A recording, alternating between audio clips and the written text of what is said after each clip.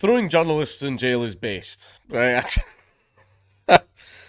I mean, we hate them. No one likes them. They are some of the scummiest, most bottom-feedery people on earth, and they do not care about whose lives they ruin in order to get a little article and a little pat in the back from their editor so that they can make another payment towards the rent on their shitty studio apartment and their daily $12 that they spend at fucking Starbucks, right? I will say that right now. Journalists are absolutely terrible, horrible people.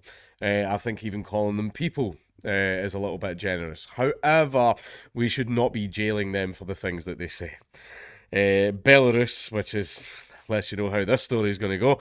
Court sentences journalist, I'm just going to call him Satsuk, these nuts, to 8 years in prison.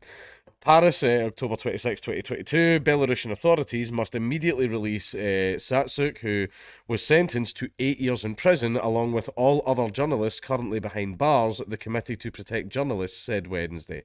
On Wednesday, October the 26th, a court in Minsk, the capital, found Satsuk, chief editor of the independent fucking, I don't know, man. That City and Daisy news website guilty of taking a bribe, inciting hatred, and abusing power or authority, and sentenced him to 8 years in jail, according to media reports and a statement by the Belarusian Association of Journalists, a shuttered local advocacy and trade group. CPJ is outraged that Satsuk has been sentenced to 8 years in prison in a shamefully fabricated case. Belarusian authorities are hell-bent on retaliating against journalists' brave and critical reporting on matters of public interest, said Gulnoza. Said. That's a confusing fucking name. CPJ's Europe and Central Asia Programme Coordinator in New York. Belarusian authorities must not contest Satsuk's appeal and release him immediately, along with all other imprisoned members of the press currently detained or on trial.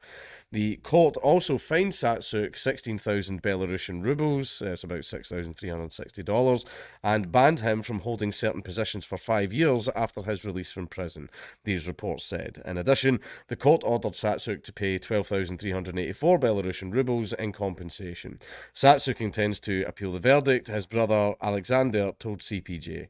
Satsuk's trial began on September the 23rd at the Minsk City Court, according to Vyazna, a banned human rights group that continues to operate unofficially. Banned human rights group. Jesus Christ. Belarus they've long been in the not caring anymore. Remember how I says that our government still try and keep up the illusion. They know that we're still at the point where if we boogaloo, they're in deep trouble. They know that we're still at that point, so they're going to wait a good little while before they get to there. But I mean, banned human rights group, Jesus Christ. On October the 20th, independent newspaper That Other City in Daisy reported that the state prosecutor requested 8 years of imprisonment for Satsuk. Satsuk, the author of a number of high-profile investigations into alleged corruption at the Belarusian Health Ministry, was detained in December of 2021 in connection to a bribery case for which he was previously arrested in March 2020, according to multiple news reports. Belarusian authorities blocked that Daisy Town's website on the same day, those reports said. Satsuk's arrest in March 2020 followed the publication of reports by Daisy City on the COVID-19 pandemic. Pardon. On June the 9th, BAG reported that Satsuk had also been charged with inciting hatred. That's an interesting one. We have laws like that too. And it's really weird because you would think that inciting hatred would cover things like race and blah, blah, blah. However, it seems in the case of in Belarus, the inciting hatred part has evolved into what the government wanted it to be. I mean, it tells you all that, oh, no, this is about racism and anti-Semitism, all these absolutely terrible fucking awful things about the races and diversity, and blah, blah, blah, blah, like all that crap, right? All that. So that if you turn around and go like that, yeah, but this could be abused, everyone can go, shut up, racist. You're a racist. You just want to say the N-word and you want to say Kanye's right. That's all that you're doing right now. You filthy racist bigot. I'm going to call your employer.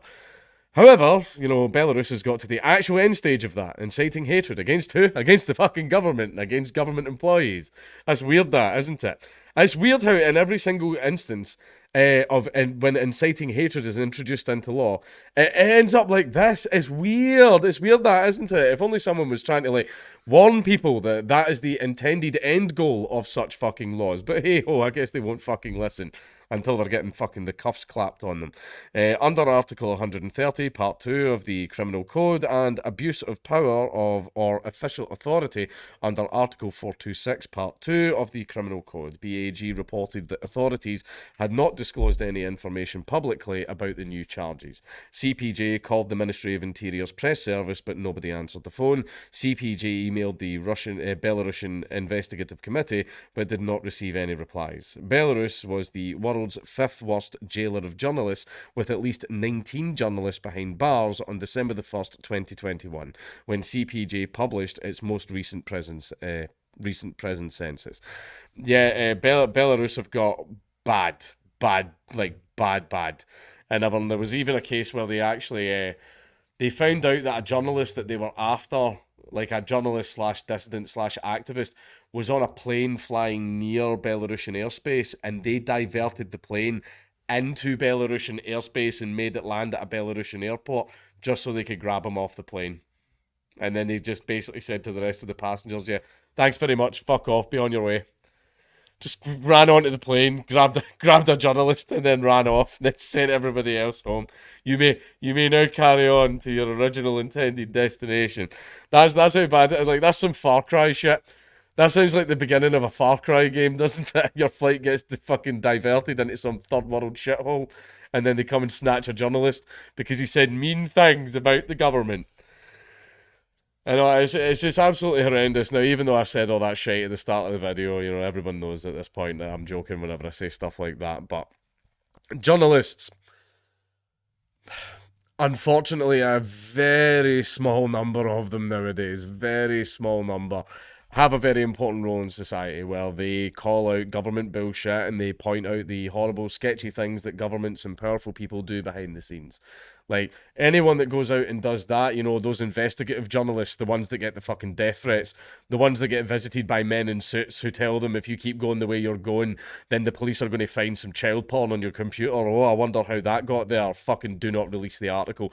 And then they go and release the article anyway. Those journalists, those are real journalists. Those are actual fucking journalists.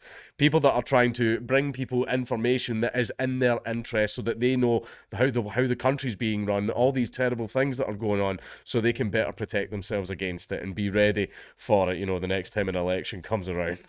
Because they can change it with their vote. Yeah, that absolute garbage. So those journalists, yes, absolutely, they should be free to say. In fact, all journalists should be free to say and do whatever they want. But you know what I mean. But I'm going to say those journalists are the important ones. Those are the ones, in my view, that are actual journalists. The ones that are like, this right-wing man posted this tweet where he said that a man is a man. There's not a journalist, right? You're a fucking arsehole. You're an arsehole with a pen. That's what you are. You're not a fucking journalist. You're a pain in the arse. No one cares. No one cares. Mum and daddy's rich. You went out into the big bad world, realised that stuff costs money, and then decided that communism was a good idea because you were shocked at the fact that you're expected to work. Although I wouldn't really call what you do a fucking job.